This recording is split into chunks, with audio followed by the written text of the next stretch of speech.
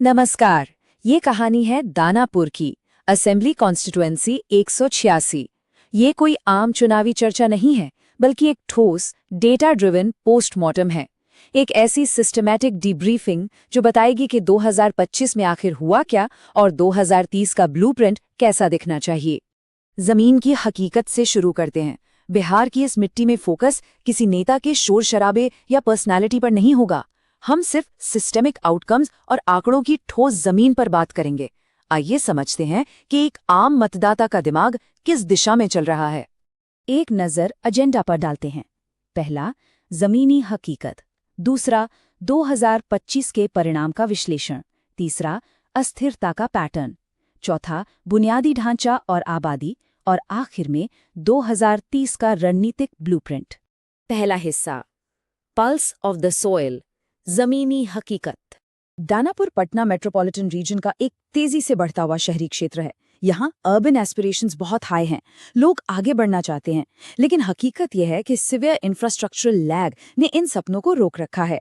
हर साल का water logging और घंटों का ट्रैफिक जैम ये यहाँ की रोजमर्रा की जिंदगी का हिस्सा बन चुका है। एक ऐसी स्थिति जहाँ शहर का विकास तो हो रहा है, पर बुनियादी सुविधाएं बहुत पीछे छूट गई हैं। दूसरा हिस्सा, 2025 का परिणाम। आंकड़े क्या कहते हैं?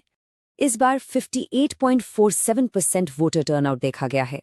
ये कोई छोटा आंकड़ा नहीं है, ये एक मैसिव सर्ज है। एक साफ इशारा कि शहरी मतदाता अब खामोश नहीं है। वो एक्टिवली मोबिलाइज हो रहा है और अपने हक, अपने सिस्टमिक चेंज के लिए सख्त मांग कर रहा है। और इस मोबिलाइजेशन का असर नतीजों में साफ दिखा। बीजेपी ने लगभग 54.41% की सुपर मेजॉरिटी हासिल की। आरजेडी के इनकम्बेंट कैंडिडेट को 29,133 वोट्स के भारी मार्जिन से हराया गया। ये आंकड़े बताते हैं कि अब मुद्दे डायरेक्टली वोटिंग बिहेवियर को ड्राइव कर रहे हैं। शहरी मतदाता ने अपना फैसला बिना किसी शक के सुना दिया है। अगर हम डेमोग्राफिक मैथ की बात करें तो सिर्फ ट्रेडिशनल वोट बैंक्स पर निर्भर रहना अब काम नहीं आता। एससी 18.36%, यादव 17.8% और मुस्लिम आबादी 6.48% है। लेकिन यहाँ एनडीए ने 12.4% राजपूत और ख़ास तौर पर लगभग 45% ईबीसी यानी एक्सट्रीमली बैकवर्ड क्लासेस और अन्य वोटर्स को स्ट्रैटेजिकली कंसोलिडेट किया। ये एक फ्लॉलेस काउंटर कंसोलिडेशन था जिसने सुपर मेजॉरिटी को आकार दिया। यहाँ दो विचारधाराओं का टकराव देखने को मिल रहा है। एक तरफ पुराना बाहुबली आर्केटाइप है जो मसल पावर और डर पर टिका है, और दूसरी तरफ नया दानापुर जो मॉडर्न गवर्नेंस और विकास की मांग करता है। यहीं पर भारत के संवैधानिक मूल्य यानी कॉन्स्टिट्यूशनल वैल्यूज सामने आते हैं। मतदाता अब अपने सम्मान और डिग्निटी की मांग कर रहा है। जमीन पर अब रिस्पॉन्सिबल और इन्फॉर्म्ड पब्लिक स्पीच चाहिए। धमकियों की नहीं, बल्कि सीधे तौर पर गवर्नेंस और जनता की भलाई की बात होनी चाहिए। इलेक्टोरेट अब मैच्योर हो चुका है और नेताओं से एक अडल्ट टू अडल्ट कॉन्वर्सेशन चाहता है। तीसरा हिस्सा, द वॉलेटिलिटी पैटर्न, अस्थिरता का पैटर्न। 2010, 2015, 2020 और अब 2025। एक नज़र इस ट्रेंड मैट्रिक्स पर डालिए। हर बार सिटिंग एमएलए को बाहर का रास्ता दिखाया गया है। ये साफ दिखाता है कि दानापुर का इलेक्टोरेट ब्रूटली एंटी इनकम्बेंट है। ये मिट्टी उन नेताओं को रूथलेसली पनिश करती है जो काम को लेकर थोड़े भी कंप्लेसेंट हो जाते हैं। यहाँ काम नहीं करने वालों के लिए कोई जगह नहीं है। चौथा हिस्सा, इंफ्रास्ट्रक्चर एंड डेमोग्राफिक्स, जनता की मुख्य परेशानियां।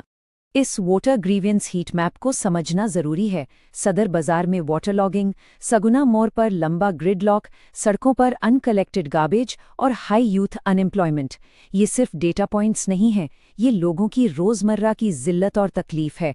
इन्हीं लोकल सिस्टम फेलियर्स और नगर परिषद की नाकामी ने इनकम्बेंट के अर्बन मार्जिन्स को पूरी तरह से डिवास्टेट कर दिया। यहाँ थोड़ा रुककर इस आंकड़े की गंभीरता को समझते हैं।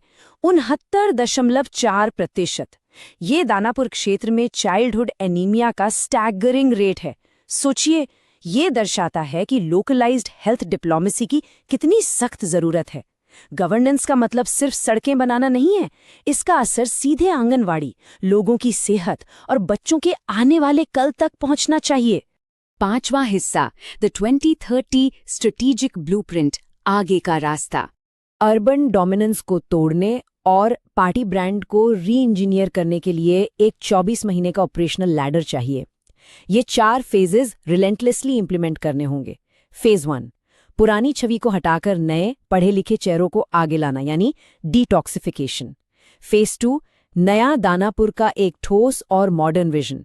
फेज 3, नए डेमोग्राफिक ग्रुप्स तक पकड़ बनाना। और फेज 4, इलेक्शन से ठीक पहले एक टारगेटेड प्रिसिजन स्ट्राइक। इस पूरे ब्लूप्रिंट में डिजिटल डी-एस्केलेशन और हाइपर लोकल आउटरीच सबसे अहम है। इसका मतलब है शोर शराबे के बजाय हाइपर लोकलाइज्ड व्हाट्सएप पॉड्स पर मुद्दों की बात करना। और ध्यान रहे, ये पूरा डिजिटल आर्किटेक्चर बेहद एथिकल होना चाहिए। भारत के DPDP फ्रेमवर्क यानी डिजिटल पर्सनल डेटा प्रोटेक्शन का सम्मान करते हुए हर नागरिक की प्राइवेसी और कंसेंट को सर्वोपरि रखना होगा। लक्ष्य गवर्नेंस बेहतर करना है, लोगों की प्राइवेसी में अनधिकृत हस्तक्षेप करना नहीं। तो आखिर में एक काम वार्निंग और एक बड़ा सवाल सामने आता है, क्या लीडरशिप सच में अर्बन गवर्नेंस की तरफ मुड़ेगी या पुरानी ऑब्सलीट मसल पॉलिटिक्स के 41% वोट शेयर वाले परमानेंट सीलिंग में ही घिरी रहेगी? अगर स्ट्रक्चरल एवोल्यूशन नहीं हुआ तो आगे भी परिणाम यही रहेंगे। ये आने वाले कल के लिए एक गहन विषय है। If you want to become a people-centric leader and uplift your constituency, get in touch with blueprintstrategies.ai at mjr@blueprintstrategies.ai or call 080-4204-1602. Purpose beyond politics.